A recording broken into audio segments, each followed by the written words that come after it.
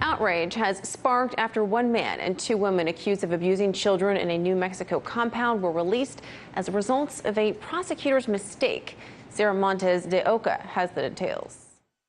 5 alleged extremist Muslims in the New Mexico area were arrested earlier this month on child abuse charges where one boy died. Prosecutors had pressed to keep all 5 behind bars and planned to present new evidence of an anti-government plot and talk of jihad and martyrdom among some members of the extended Muslim family. The 5 suspects, 3 women and 2 men, are charged with keeping 11 children in an underground compound with no running water or electricity. But on Wednesday, a district judge had to dismiss the charges against 3 of the 5 defendants due to a violation of a critical deadline, a 10-day limit to establish probable cause for the neglect charges by New Mexico law, and failed to do so. One defendant's attorney told the Washington Post, "It's extremely bizarre. The judge's hands were tied because the rules are very clear. This is not the end of things, and they'll most likely try to recharge him through the use of a grand jury proceeding." On August 3rd, authorities raided the compound, and Taos County Sheriff deputies found the 11 children, emaciated and surrounded by loaded rifles and handguns.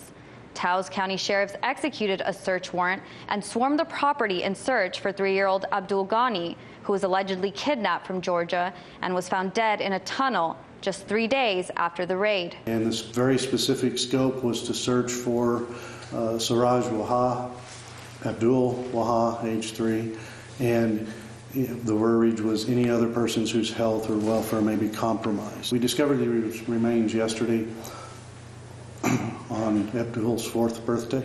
After authorities questioned the older children, they said that the 3-year-old died during a religious ritual and were told that he would be resurrected as Jesus.